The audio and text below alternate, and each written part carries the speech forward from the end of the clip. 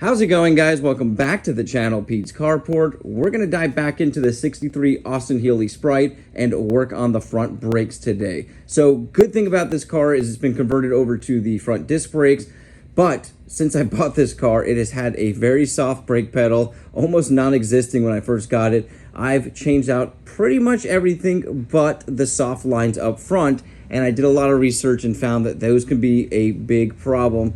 I looked at mine, and mine are definitely old and need to be swapped out. So we're going to do a big flush on this. We're going to put some new brake fluid in. I was able to get these off of Amazon, which are Beck Arnley. So these are pretty nice lines here. These are the replacement soft lines. If they go on nicely, I'll leave the link for them and the part number and all that. Well, here's the part number, it looks like right there. But I believe that these should fit. It did say that online, so I did the cross-reference. And we're going to power bleed it. So I got to admit, I probably haven't bled this system that great from the beginning, and I know that can be a major issue as well.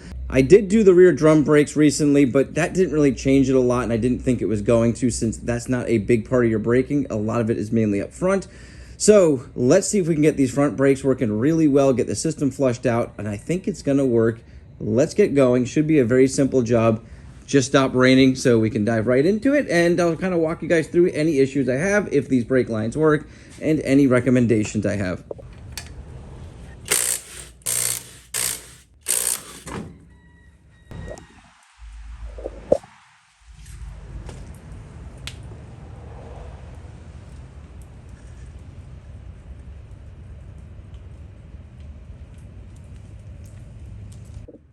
All right, so it looks like we got a 15 millimeter up here. I got my line wrench on there, and down here where the banjo bolt, it seems like it's a 16 millimeter. I know some of the stuff was standard, but it seems like these are both fitting on there real nicely. So I'm gonna go ahead and use what I got and see if we can crack these loose without stripping anything.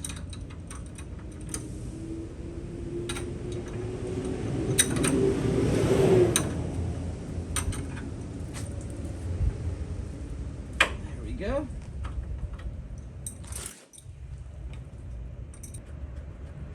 That one held nicely up there.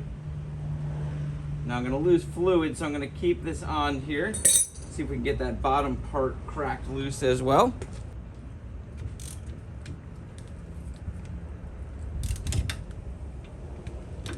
And 16 mil worked nicely on the back here on the banjo. Now, I just went ahead and grabbed the new hose line. I'm just gonna let this fluid drain out. But I went ahead and grabbed the new hose line, and it did not come with any crush washers. And my guess is, yeah, these are crush washers. I'm gonna have to swap out a new crush washer on the back of this banjo bolt here. Let me see, it might even have another one on there. A little bracket on here we gotta get loose. Looks like it might be a 13 mil. Yep. On that bracket, get that cracked loose.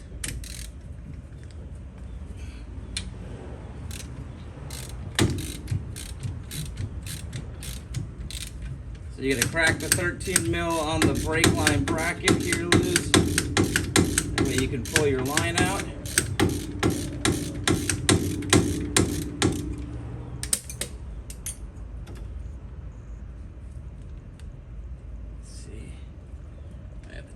Completely off.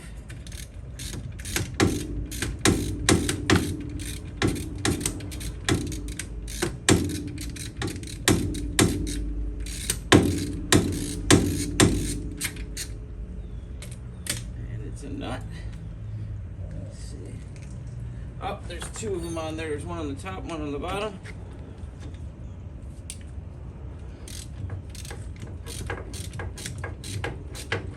I think we might be able to loosen this bottom one up and get our brake line out. Yeah, definitely. And undo the upper one here. And slide it out of that bracket. Let me figure out how to get that bracket loose. It is so covered in gunk, it's hard to see what you're looking at. So I decided to bring you guys inside to show you exactly how this piece came off. It was very simple. There's a little kind of square bracket on the frame of the car that the brake line slides into this end of it, and then a nut and washer tightened to it to kind of tighten it to that bracket. which keeps it from moving around, and then you can tighten up your hard line directly to it. Makes it nice and easy. You've got a banjo bolt style line on the other end. So the ones I got off Amazon, direct replacements, as you can see. And I wanted to show you guys this. So my guess is this is collapsed on the inside. This is in really bad shape, so I'm so glad that I decided to change these out. Like I said, it did not come with a crush washer. Luckily, in my set of crush washers, I have exactly 2 that fit perfectly onto our banjo bolt right here. So this will slide on, make sure it goes over that piece, and you can tighten it up. So we'll have some nice new crush washers on there. Pretty simple installation. And then I think my power bleeder is going to work. It's been a while since I've used it. I don't remember if I used it on the Austin Healey, but if I can get that on there, we can really flush the system out, get any air out of the system, and get the clutch and brake feel a lot better. So I think this is going to work. I'm going to go ahead and finish this up, tidy up everything, and then give you guys any information I need to get this job done yourself. I did not read up on this. I just went ahead and dove into it. I figured it would be pretty straightforward and simple. So I'm going to go ahead and get everything put back in and then flush the system out, and I'll show you guys that.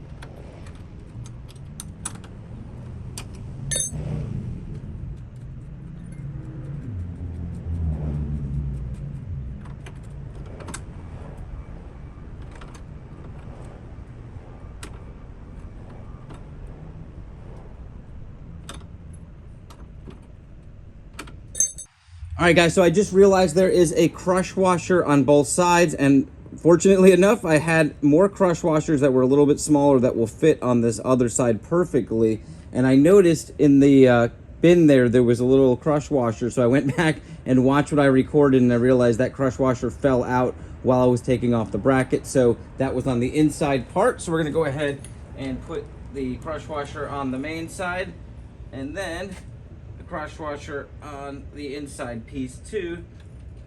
Get this slid into our bracket and then put into plates here.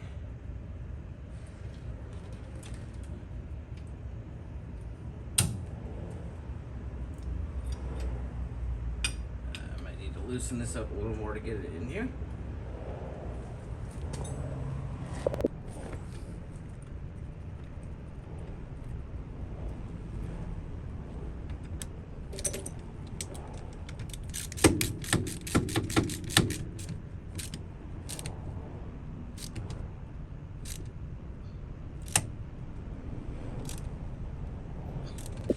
Well, guys, unfortunately, while tightening up the banjo bolt, it snapped on the inside of the caliper.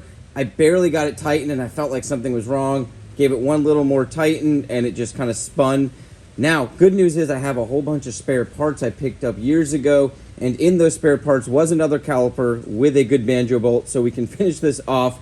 And it kind of confirmed to me that there is a crush washer on the inside and on the outside, because I wasn't 100% sure on that, but when I took off the brake line off the other caliper, that's how it was set too. So what we're going to do now, here's the nice thing, is on these banjo bolts, there's a hole down the middle. I've got an extractor set here. I might be able to get away with this small one just going right into it, or just drill out a little tiny bit more, and we'll be able to pull this bolt right out. Also, I had the bolt out already, so I know it's going to come out pretty easily, so we don't have to worry about it being locked into the metal there. So we're very fortunate. We're going to go ahead and get this pulled out, get it put back in the car, and bleed out the system.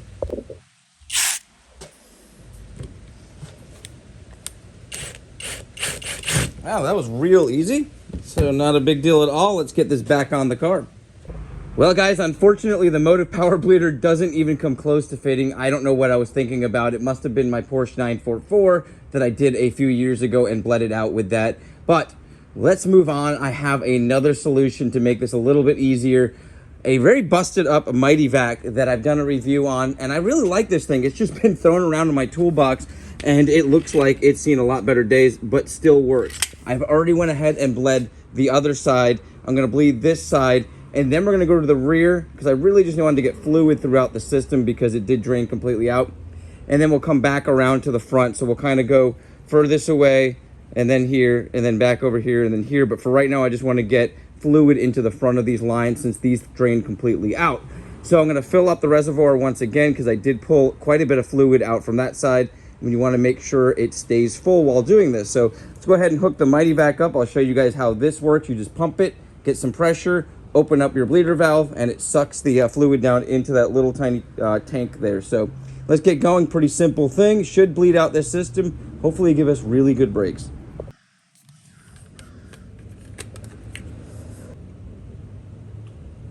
Okay, so on this, I attached a smaller vacuum line onto the end here just to get a really good seal. It's a very tight fit, so I go ahead and put my wrench on here. I'm just using the box end of a 3/8 inch wrench. Seems to work really nice on these. You slide that on first, and then we're gonna put our little attachment on there. So hopefully we hold vacuum. And it is holding nicely, and I can get it up to go to 20 HG on the vac there and crack this open. Probably won't get much in the beginning here just because it's got to go through the whole line. There's gonna be a lot of air in here, and I'm gonna pump it a little bit while it's coming down. Now we're starting to get fluid. I want to make sure we don't get fluid up into our pump. Oh, we got a little bit of fluid in our pump line, so I'm going to take that off and drain that back out. And we're going to tighten this back up, and we'll do it a couple more times to get rid of any air. And then, like I said, I'll move to the back up to the front, and I'll fill you guys in. But this is a great way to do this. As long as you have one of these devices, they're pretty inexpensive. You don't have to worry about somebody being in the car pumping the pedal. Obviously, that's the way that I prefer to do it if you've got somebody around, because you can really control it. Can really get some pressure onto that pedal, but this is another way to do it with one person. Well, guys, I got to enjoy the car all weekend and had a blast, and the brakes are performing so much better. I still think I need to make some adjustments to the rear, and I think I want to bleed out the system one more time just to make sure we don't have any air pockets specifically going to the rear if we make some adjustments. Now, I did bleed out the clutch as well, and that is doing so much better. It's gripping a lot sooner, so I'm happy about that. It's reacting a lot better as well, too. And as you guys can see, I put the top on. This is the first time I've ever put this top on because I never saw a need for it. And I kind of like the way it looks. It's funky looking, but it does keep the sun out when you're going out during the day, because I'm out here in Florida, and it does get real bright if you try to drive it in the middle of the day. So definitely something I'm going to keep on hand and try to use more often. Also, if it starts to rain, obviously it's going to keep that out. So it is good to have on there during the middle of the day. Hope you guys enjoyed the video. Right now, I'm actually working on the front shocks. So I have a separate set of front shocks that I had picked up a while back, and I never knew how you had to service these shocks. Ended up doing some research, and I'm doing a video on that right now. So we're adding oil to it, and we're gonna swap out these front shocks because this thing is bouncing around like crazy. And then we're gonna do some other front end type stuff to this. So one day at a time, we're making this car perform as well as it can, but still be a fun, drivable car. Not a perfect show car, like I've said from the beginning. This is my rat rod style build, but we've made it look really good, and I'm very excited about driving this thing around and just having fun. Now, you guys have an awesome day, a blessed week, and I'll catch you on the next video.